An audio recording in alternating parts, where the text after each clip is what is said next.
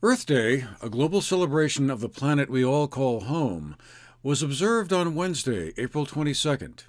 The occasion may have been a little more muted than may have been originally planned because of the restrictions imposed by the coronavirus pandemic. It was, after all, a milestone year for the event. It was 50 years ago, in 1970, when the first Earth Day was held as the beginnings of the modern-day environmental movement began to take shape.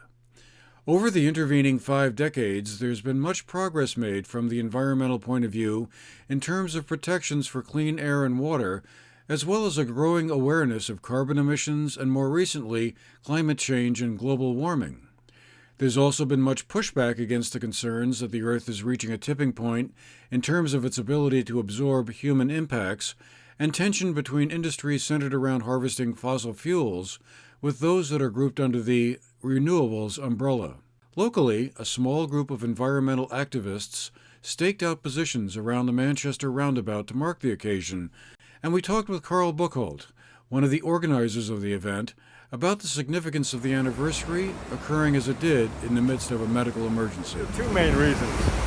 Number one, this is the 50th anniversary of Earth Day, and it's important to remember that it was started in 1970 when Richard Nixon was president.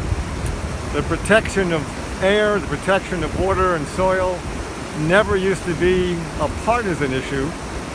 All that legislation in the 70s was passed with Republican and Democratic votes, signed by a Republican president. And that's the spirit that we need to bring back. Everybody should participate in clean air, clean water, and they can get behind that.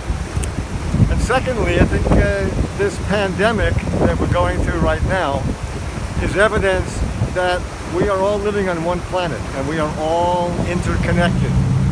What people have to realize is that we're not just interconnected to humans, we're interconnected with all the animals and even microbes and fungi under the earth that we can't see. So it's really important to not just to celebrate Earth Day, but to think about what it means and to do everything we can to protect the planet that we have. It's the only one we have. And time is running out. We need to do everything possible to reverse global warming.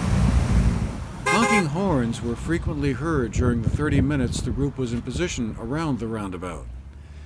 With a presidential election looming in the coming months, pandemic or not, the environmental issues that have been debated since 1970, and even before that, are unlikely to disappear.